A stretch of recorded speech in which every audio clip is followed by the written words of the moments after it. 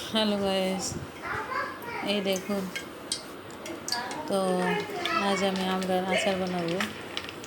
একটা প্যান বসিয়ে দিলাম। তো সরিষার তেল, এই যে একটু গুঁড়া মশলা দিয়ে দিলাম। এই যে আমড়া কেটে রেখেছি। তো তেলটা একটু গরম করে দিয়ে দেবো আমড়াগুলো। তো এই যে আমড়াগুলো দিয়ে দিলাম। এই দেখুন, আসলে এই যে হালকা একটু গোড়ামরিচ দিয়ে দিচ্ছি, আর দিয়ে দেবো একটু হলুদ, আর একটু দিয়ে দেবো একটু লবণ। তো আমার কাছে এরকম আমড়া বানাতে ভালোই লাগে, সবাই একটু বানাবেন। এই যে চিনি দিয়ে দিলাম, যে যেটুকু মিষ্টি খান সেই অনুযায়ী মিষ্টি দেবেন। তো আমি একটু মিষ্টি বেশি পছন্দ করি, তাই জন্য আমি মিষ্টি একটু বেশি দিয়েছি, কারণ মিষ্টি আমার অনেক পছন্দ। জাল টক আচার খেতে আমার কাছে খুবই ভালো লাগে, তার জন্য আমি জাল টকই বানাই।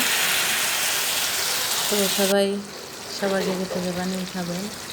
এই দেখেন, চিনি দেওয়ার পরে কত পানি উঠছে, তেলের চেয়ে বেশি পানি দেখা যাচ্ছে। তো পানিটা শুকাতে অনেকক্ষণ জাল করা লাগবে।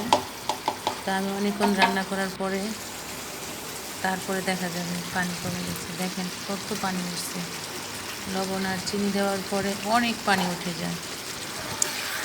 আসলে কি জানেন, আমার কাছে না যে কোনো আচার খুবই ভালো লাগে, তার জন্য আমি সব ধরনের আচার তৈরি করি।